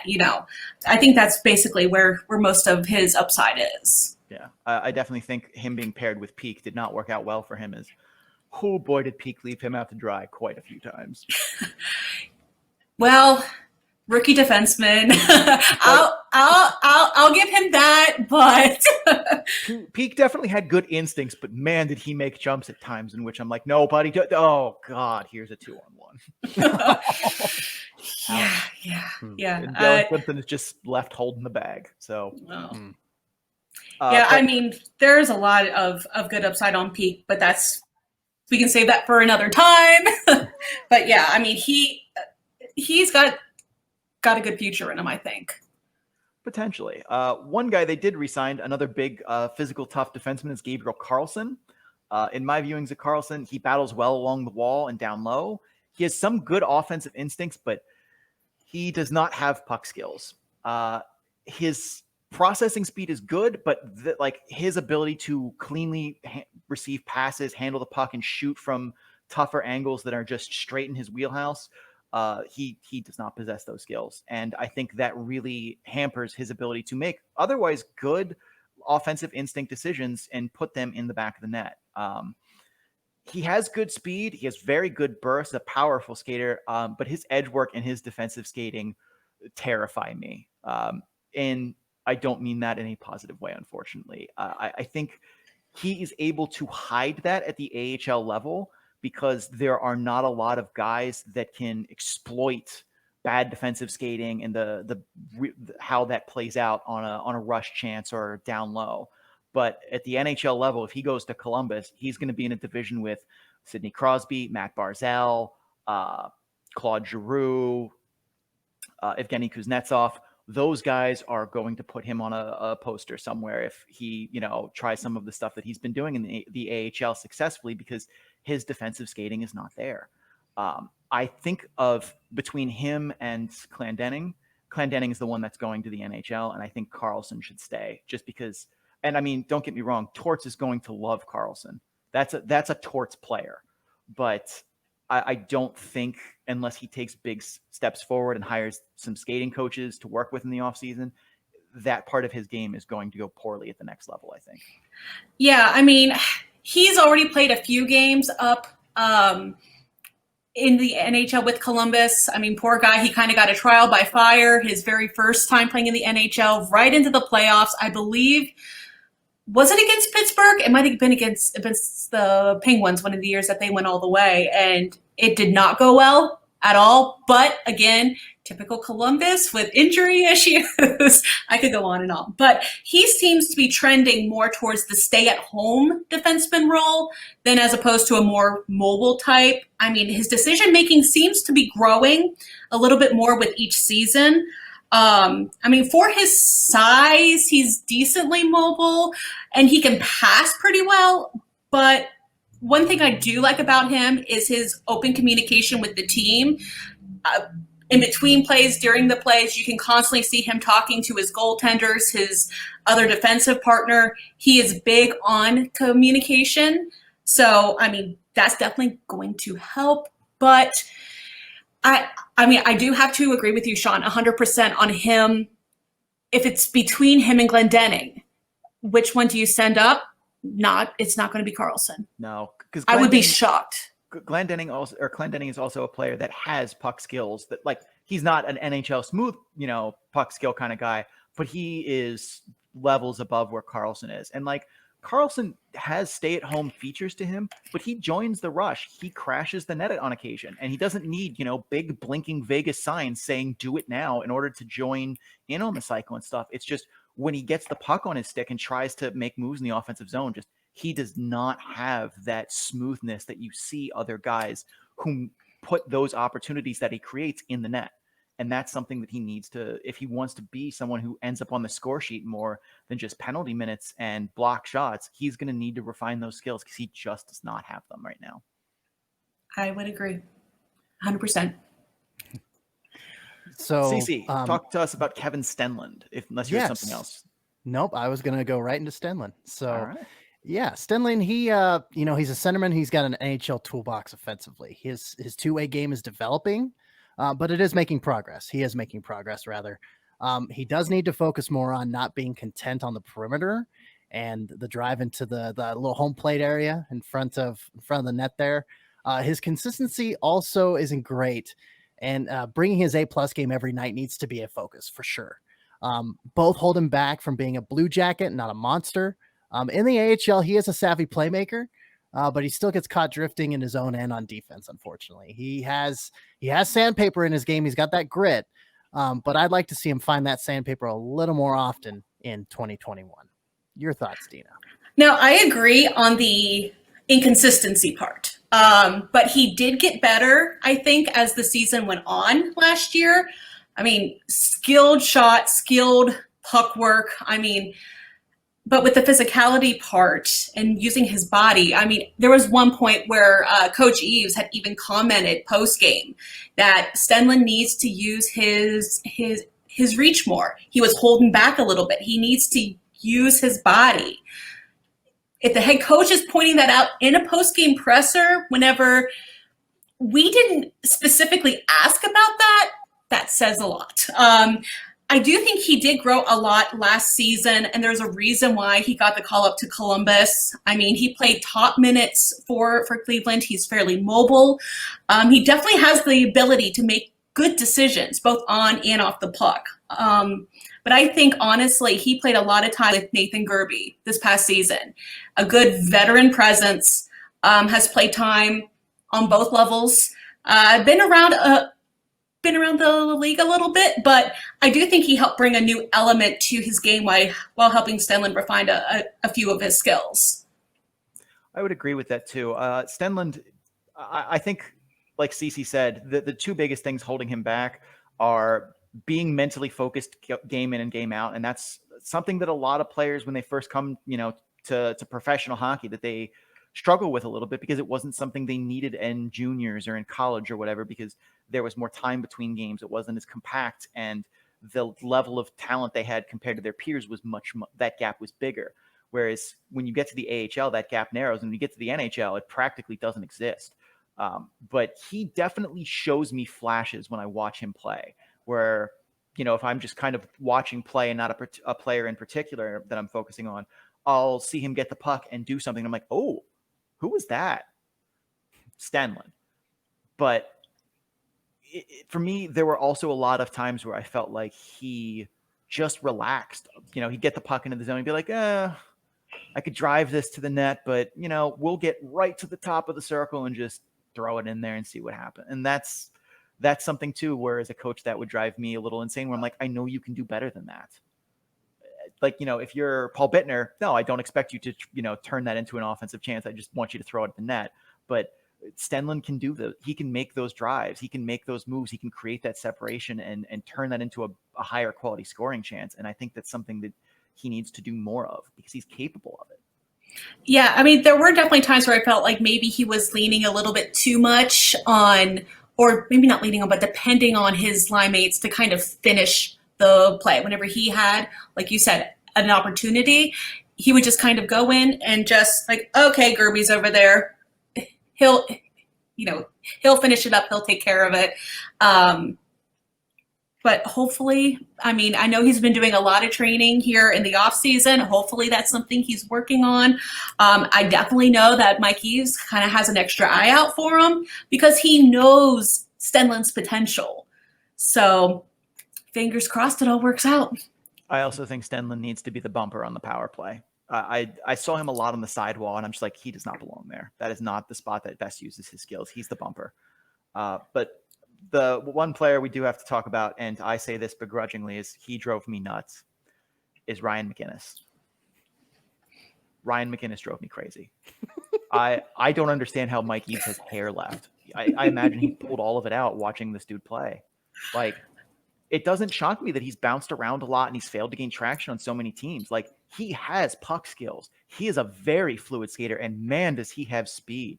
But my God, he is Pennywise the Clown's favorite player, because he just floats. All they do is float down there in Cleveland. No. Sorry. He floats. He'll take shifts where he just is going on a tour around the rink on his skates, and that's it. And like, he doesn't have desire to win puck battles on the boards. He doesn't want to engage physically in the defensive zone. And my God, will that kid not shoot the puck when he needs to? Like, there were so many times where it was just like, this is a shot, just shoot. Just stop trying to make that extra pass and get on Sports Center. Just put the puck in the net. And he just will not do it. And like, I think his career average for shots per game is like 1.5. It's not, especially for a dude who can shoot. He is a good shooter. He just doesn't.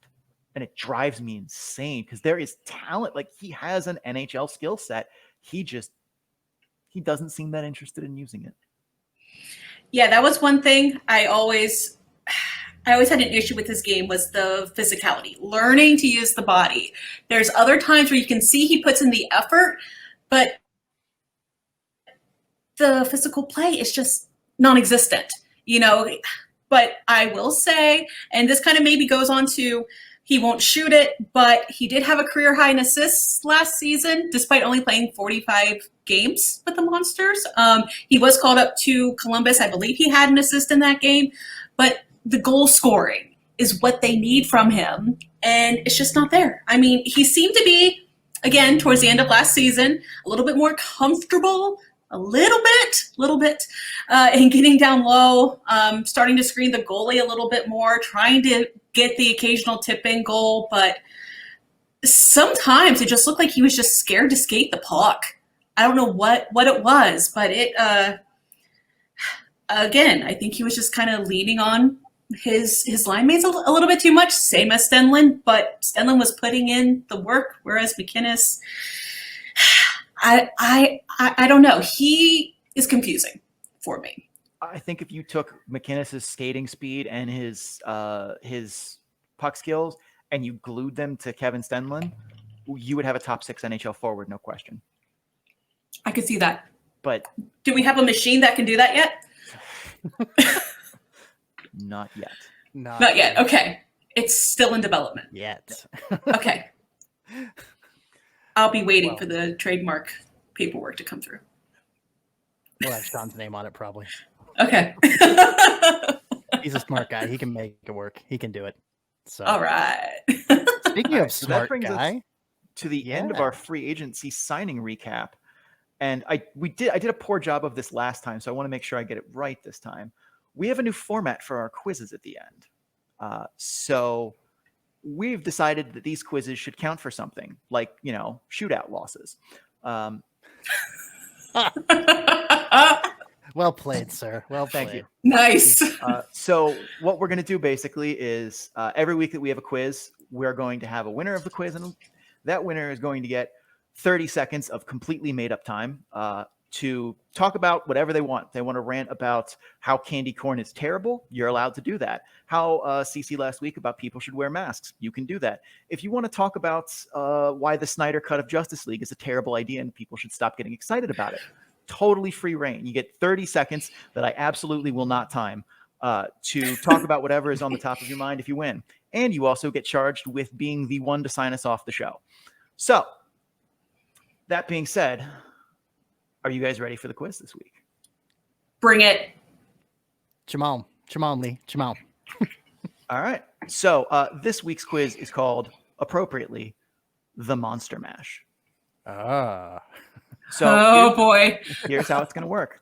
I am going to give you the name of a person, and you're going to have to tell me if that person is A, a player from the Lake Erie and/or Cleveland Monsters era, B, a Monster Jam monster truck driver, or C, an actor famous for his work in monster movies.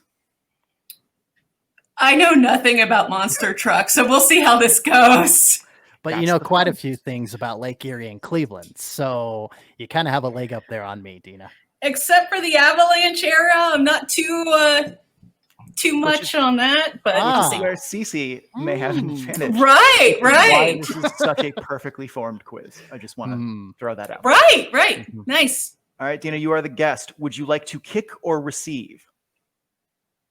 I'll receive.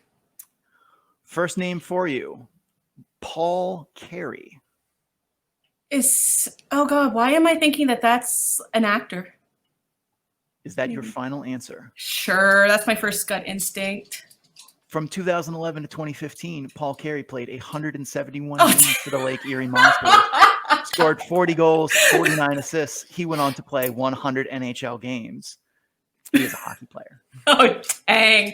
That's such a bad feeling, isn't it, Dina? I feel that all the time in these quizzes. You're just like, womp, womp, womp. It's like, I used to play trombone. I should break it out for this.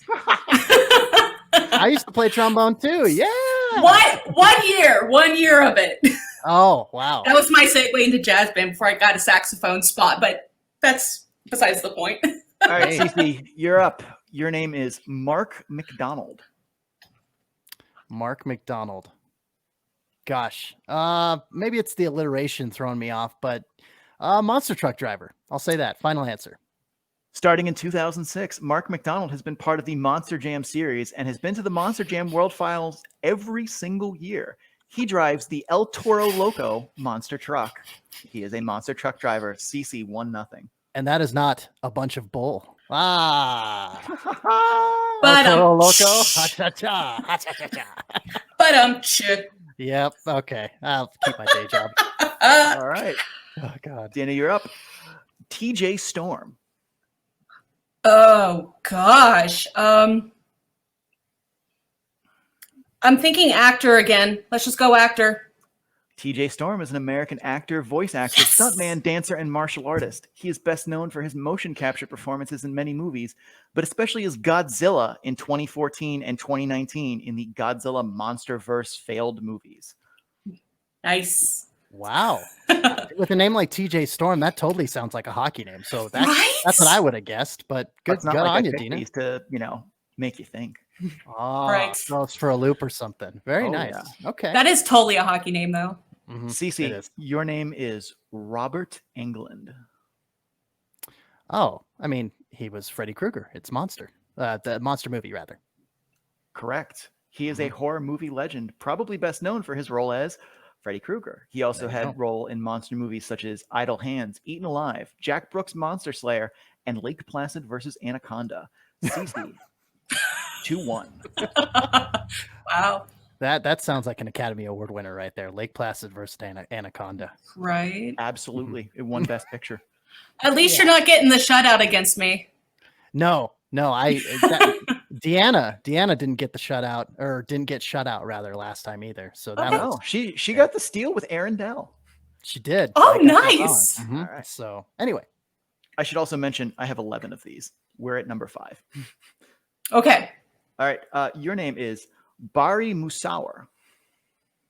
What the heck kind of name is that? oh shit! Oh goodness! God, that sounds so. I don't know. I'm just gonna go. We haven't had a hockey player in a while. Let's just go hockey player. I have no idea. Barry Musawar is the driver of the zombie monster truck from Team Zombie. I told you I know nothing about monster trucks. He has been active in Monster Jam since 2010, winning the inaugural Young Guns tournament at the Monster Jam World Finals. Good on you, Barry. Cece, your name is John Ramage. Well, gee, judging by Dina's reaction there, I'm gonna guess he played for the Lake Erie and or Cleveland Monsters. I don't have a poker face. I really don't. I really don't. An alum of Wisconsin University and a USNTDB product, John Ramage appeared in 170 games for the Lake Erie and Cleveland Monsters, scoring 61 points. He last played in the German Elite League for the Berlin Polar Bears. He is a hockey player. Honestly, Dina, I would have guessed hockey player anyway. Yeah. Aside from that I do recognize that name as a hockey player. So don't feel too bad that your poker face is like, oh. I know. I'm horrible at it. That's why I can never win in like trivia or anything against anybody because I always give it away. Oh shoot! I'm horrible at that. You got this. You can compose and just be like, all right, not going to give it away anymore. Yep. Goose fry. All right. Your name is Stephen Elliott. Again, I have no idea. We haven't had an actor in a while. Let's go with wait, hold on. Let me think. Stephen Elliott. You know what? Let's go with hockey player. A second-round pick of the 2009 draft by the Colorado Avalanche, Stephen Elliott bounced back and forth between Lake Erie and Colorado from 2010 to 2015, playing in 199 games, dropping 43 goals, dishing 52 assists along the way. There you go. 3-2. All right. There we go. I somewhat redeemed myself, I think. Absolutely. Cece, your name is Boyd Holbrook. I'm going to say that sounds like a monster movie actor. Final answer. Best known for his roles as Steve Murphy in Netflix Narcos or Donald Pierce in Logan, Boyd Holbrook starred as Army Ranger Captain Quinn McKenna in 2018's The Predator. Oh, yeah. I thought that sounded like an actor. I sound all confident and everything, but I'm just, a lot of times I'm like, I don't know. But yeah, excellent. Boyd for the win. Good job. Thank you. All right. Score is 4-2. Your name is Brandon Vinson. I'm just going to go left field and oh my gosh. I've never guessed monster truck driver, so just for the heck of it, I don't think there's no way I'm winning, so let's just go with it. Is monster truck driver your final answer? No, but yes. Since winning the 2018 Monster Jam Rookie of the Year, Brandon Vincent has been a driver of the world-famous Gravedigger as part of Team Gravedigger. All He right. is a monster truck driver. Gravedigger. Sunday. Kids just $5. Monster Jam. Are kids always $5? It seems like it's I think that's just a general rule of Monster Jam. Kids $5. Monster Jam. always on Sunday. Always on Sunday. Last question here for Cece. Your name is Cody Saucier. Cody Saucier. I'm going to say Monsters hockey player. Final answer. Driver of the appropriately named Monster Energy Monster Truck. Even better. 2014 Monster Jam Rookie of the Year and the 2015 Young Guns Shootout Championship. I have no idea what any of that means. He's a monster driver. Well, there you have it. I got one wrong. It happens. I love it. I'm all right with it. Dina gets the last one, right? Dina does, in fact, get the last one. What is the score, good sir? 4-3. This will tie it and send it to our tie-breaking question. Oh, if she gets it. If she gets it. You got this, Dina. Are you ready, Dina? Sure. Your name, I say as I have both of my dogs literally sitting here watching me, so the pressure's on. Oh. All right, Shawnee. your name is Andrew Aguzino. Oh, that is definitely a Monsters player. I'm pretty sure. No, it's not. Is that your answer? Yeah. Andrew Aguzino is the all-time leading scorer for the Monsters, having played in 225 games. Nice. Monsters player. I was trying to I thought so. out. I know. I looked at him. I'm like, Yeah. yes, no. I had to go with my gut on that one. The second you said it, I'm like, I know he is. He played for the Colorado Eagles too, so I was like, I did a pretty good job of finding ways to weave whoever got, which question that they had some chance at it without, I mean, the monster truck drivers were always going to be wild cards. So Yeah, for sure. So we have a tie at 4, which means we have to go to our tiebreaker, which is going to be a closest to the pin kind of game where I am going to give you a category and you're going to give me the number that you think is the correct answer for the category, and whoever is closest to the right answer wins. So if you have something to write with or something like that, that would be super helpful. I have my notepad on my phone. Yep. Cool. Okay. So, as I said earlier, Andrew Aguzino is the all-time leading scorer for the Monsters, having played in 225 games. How many goals has he scored for the Monsters franchise? Please write that number down as I make up some Jeopardy-sounding music.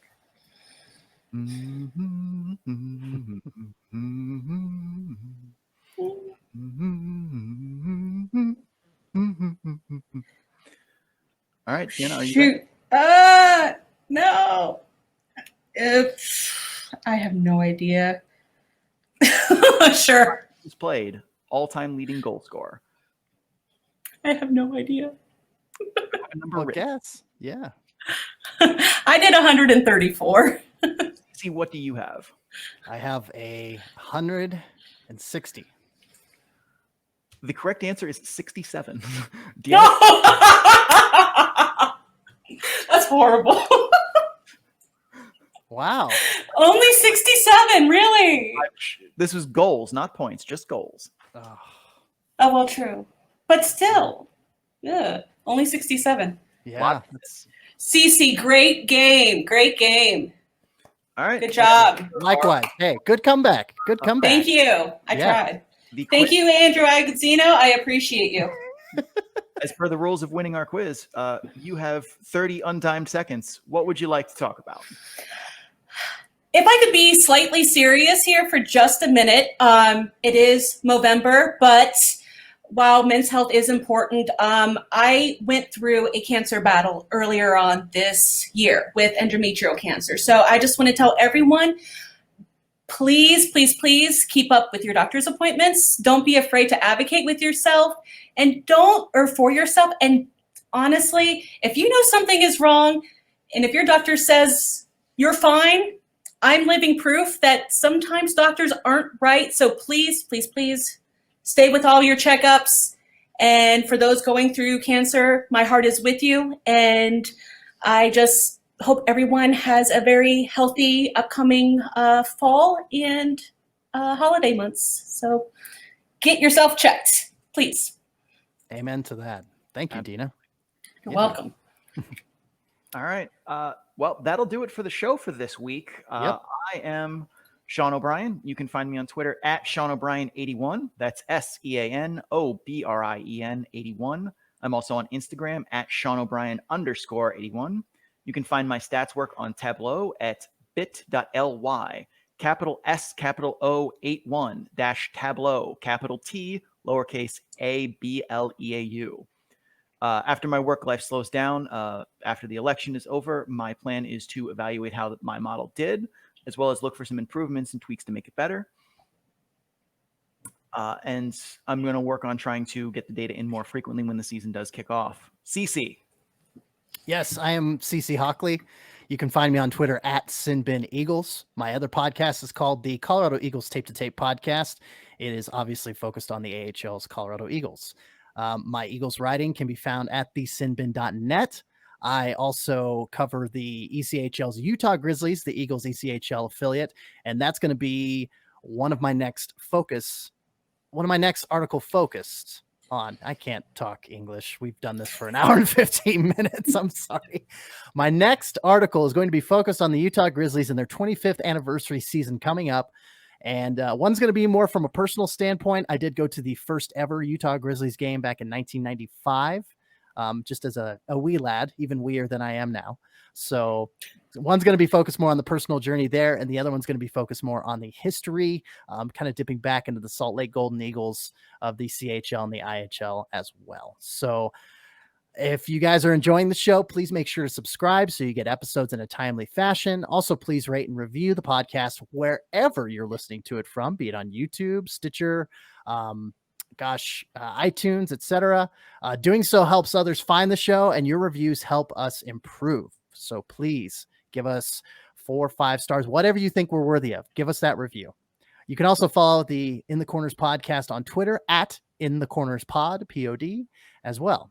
And so you can see what's going on with the show via Twitter as well. And Sean, I kick it back over to you, sir.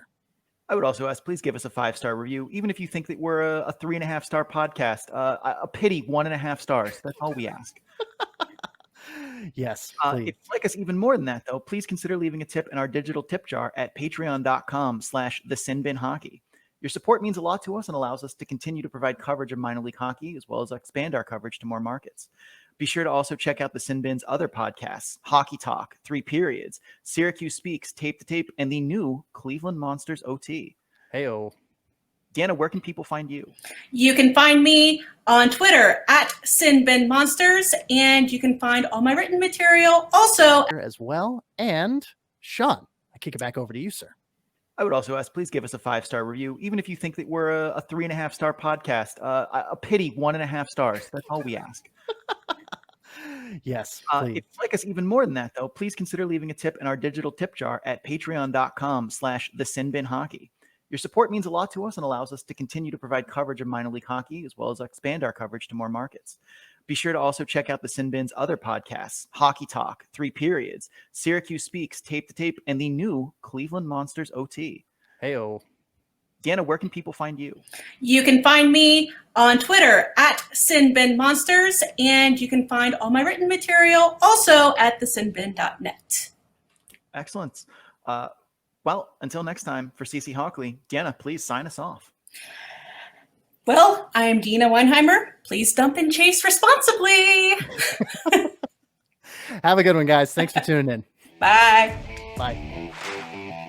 Thanks for listening to the In the Corners podcast. Stay caught up with the latest minor league hockey news by downloading the Sinbin app for Android and Apple devices.